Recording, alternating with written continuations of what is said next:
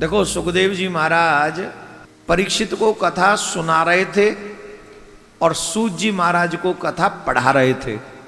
दो काम एक साथ कर रहे थे। ध्यान से सुनना। श्री सूत जी महाराज ने भगवान की वंदना एक श्लोक में की और गुरु जी की वंदना 2 श्लोकों में की। 2 श्लोकों में क्यों की? किस लिए की? 2 चीजों की विशेषता का वर्णन गुरुदेव की में किया। और वो विशेषता क्या है? गुरु कहलाने के योग्य कौन है? कौन है गुरु? बोले जिसमें ज्ञान हो, जिसमें वैराग्य हो, जिसमें वैराग्य की झलक दिखती हो। पहला, जो ज्ञानवान हो। दूसरा, जो जीवों पर दया करने वाला हो। अब कोई व्यक्ति ज्ञानवान हो, वैराग्यवान हो, संपन्न हो इन सब विषयों का, पर जीवों पर दया करने वाला ना हो, वो अकेला अपना कल्याण तो कर सकता है, समस्त जीवों का कल्याण नहीं कर सकता।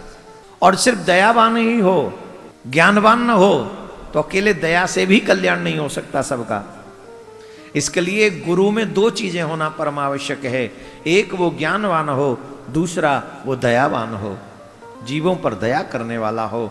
सूत जी महाराज कहते हैं मेरे गुरुदेव ऐसे ही हैं। ज्ञानवान वैराग्यवान तो इतने हैं कि जब वेद व्यास जी महाराज उन्हें ढूंढने के लिए जाते हैं, यम प्रवजंतु मनपेदमपेत कृत्यम द्वैपायनो विरह का तर आजुहाव पुत्रेति तन्मय तया तरवो भिनेन्दुम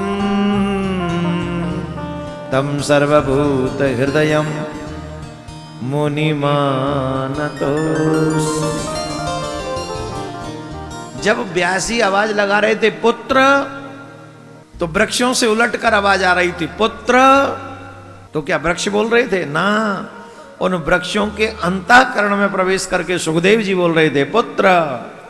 वैसी ये समझो पूरे वन में माई को लग गया। व्यास जी करे पुत्र, सामने से जब आवाज आ रही है पुत्र पुत्र पुत्र, मानो इसके पीछे मैसेज था कि पिता की कौन पिता कौन पुत्र। अरे न जाने मैं कितनी बार तुम्हारा पिता बना, न जाने तुम कितनी बार मेरे पुत्र बने। अब कोई है संसार में, कोई किसी का पिता नहीं है, कोई किसी की माँ नहीं है, कोई किसी का पुत्र नहीं है। एको ब्रह्म द्वितीयो नास्ति, एक ही है, बाकी सब नश्वर है।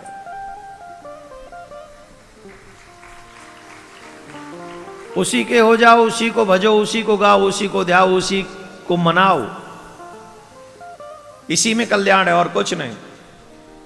सवै पुंसाम परो धर्मो यतो भक्ति रधोक्षजे अहेतु क्या प्रतिहतया ये आत्मा संप्रसीदति वासुदेवे भगवती भक्ति योग प्रयोजितः जनस्यासु वैराग्यम ज्ञानम च यद हेतुकम।